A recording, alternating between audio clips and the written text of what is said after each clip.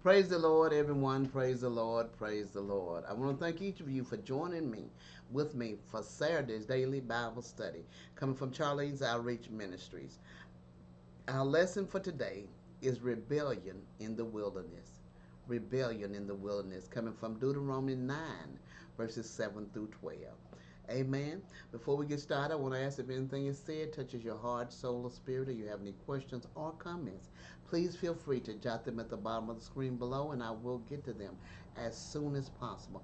Also, if you would like prayer, please add your name to and let me know you want prayer, and I will add you to the prayer list also. And if you would, join with us if you have not already and subscribe to my channel that we together may continue to study and meditate on the word of the Lord. Amen. We're going to get ready and get started, but first we're going to have prayer. Our Father which art in heaven, hallowed be thy name. Thy kingdom come, thy will be done on earth as it is done in heaven. Give us this day our daily bread, and forgive us our debts, as we forgive our debtors. And lead us not into no temptation, but deliver us from evil. For thine is the kingdom and the power and the glory of thine.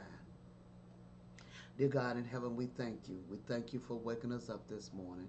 We thank you for touching us with a finger of love, Heavenly Father. We thank you for waking us up with our right mind, giving us activities of our limbs, our health and strength. Father, we thank you for all the blessings that you bestow upon us, those seen and unseen, Father. We thank you for leading us and guiding us in your true path of righteousness, Father. We thank you for the Holy Spirit that you have that resides in each of us, Father, that unctions us to follow and to do the right thing, to follow your will, Father. We thank you for it. We thank you for all that you do in our life. We give you honor, glory, and praise, Heavenly Father. Lord, we ask that you would open our eyes that we see, our ears that we hear. Give us wisdom, knowledge, and understanding from on high as we study and meditate on your word. In Jesus' name we pray. Amen. All right, we're going to get ready and get started with this lesson. Wonderful lesson, Rebellion in the Wilderness, coming from Deuteronomy 9, verses 7 through 12. And the scripture lesson text read, Remember and forget not how thou provokest the Lord thy God to wrath in the wilderness, from the day that thou didst depart out of the land of Egypt, until you came unto this place. You have been rebellious against the Lord. Also in Horeb ye provoked the Lord to wrath, so that the Lord was angry with you to have destroyed you. When I was gone up into the mount to receive the tables of stone, even the tables of the covenant which the Lord made with you. Then I abode in the mount 40 days and 40 nights. I neither did eat bread nor drink water.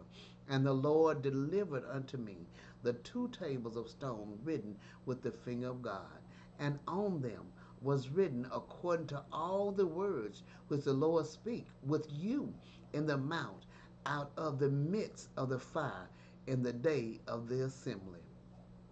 And it came to pass at the end of the 40 days and 40 nights that the Lord gave me the two tables of stone, even the tables of the covenant. And the Lord said unto me, Arise, get thee down quickly from hence, for thou people which thou hast brought forth out of Egypt have corrupted themselves. They are quickly turned aside out of the way which I commanded them. They have made them a molten image. Amen, amen. This is a wonderful lesson, a great lesson. As I look at this lesson, I look at it reminds me of parents and their children when the child has done something wrong. We quickly say, "That's your child. That's your child." As God has said, Moses, these are your people. They're not my people now. They are your people. You brought them out. Uh, you brought them out of Egypt. You brought them out all by yourself. I didn't bring them out. You brought them out.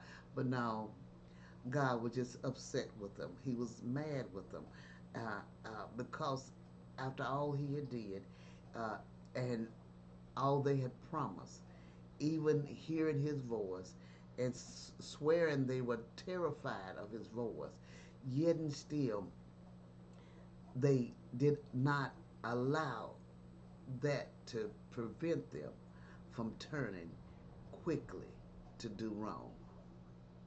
Amen. So fear does not make you do that which is right.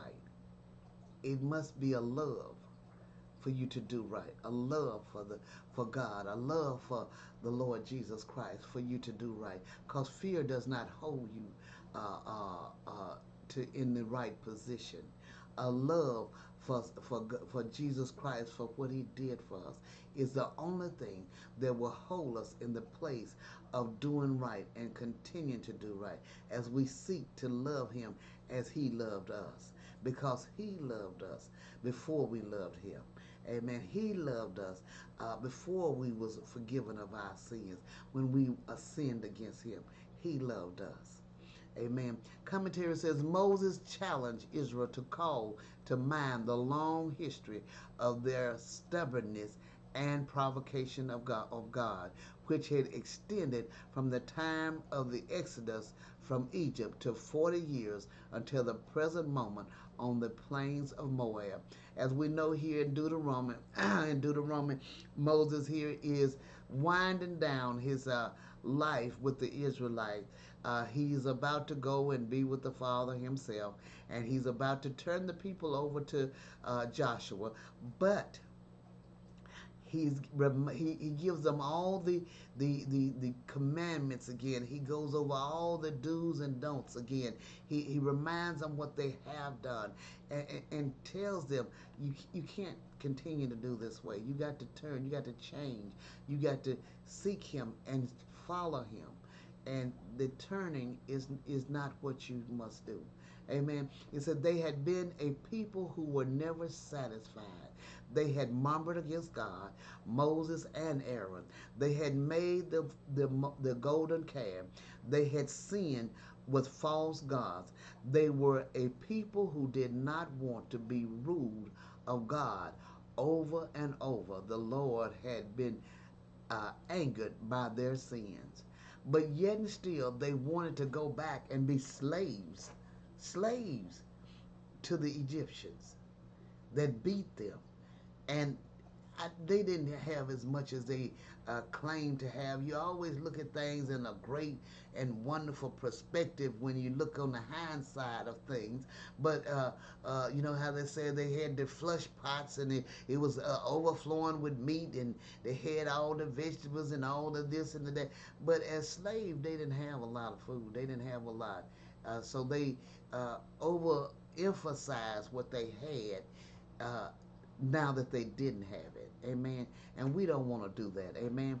The word also shows that they had provoked him before, but this instance is given as a very notorious one. Here they made the golden calf and worshipped it, while Moses was on the mount with God, receiving instructions from him for their good. Near to his place a rock had been smitten for them, from whence flowed water for the refreshment of them and their cattle. Here the Lord appeared in the glory of his majesty to them, and from hence, for it is the same mount with Sinai, the law was given to them, in which in lawful and terrible manner, and yet none of these things was sufficient to restrain them from provoking the Lord to wrath by their sin. Moses had fasted 40 days and 40 nights while on the mountaintop with God. He had been in the near presence of God. His head shone so brightly when he came down from the mountain that he had to wear a veil to keep from blinding the people. The main thing we must see in this is that the fiery finger of God wrote the commandments on the stone. This was the first set of stones God prepared for Moses to bring and present to the people. These were the same commandments God had spoken to them at the mount. And as he took his finger and wrote it the first time, he also carved it out himself. God carved it out and wrote it out for them himself, just for his people. It said, Aban, Israel, observes that this shows that the day the tables were given to Moses, the calf was made. Moses stayed on the mountain until the Lord told him to go. We see total obedience on the part of Moses. The tables of stone with the 10 commandments are given to Moses. Their way as the tangram of Jonathan, that is by adultery, that which nothing is more corrupting and defiling. The Lord calls them not his people, but the people of Moses, being highly displeased with them, and ascribes their coming out of Egypt to Moses, the instrument, and not to himself, as the repentant of bringing them from hence. It being but about 6 weeks ago that the command forbidding adultery was given. The sin they had fallen into had been given them, the image of a calf made of molten gold. 6 weeks, only 6 weeks had passed, and then they couldn't hold out 6 weeks, and they had to have a golden calf, something to worship, something to go before them, something to look at. Amen. This is such an awful situation that we don't want to be in.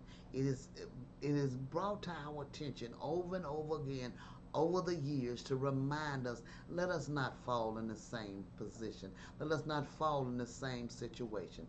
We see they had quickly forgotten the 10 commandments. God has spoken to them. Not only had God forbidden them to make a golden image, but he had forbidden worship of it too.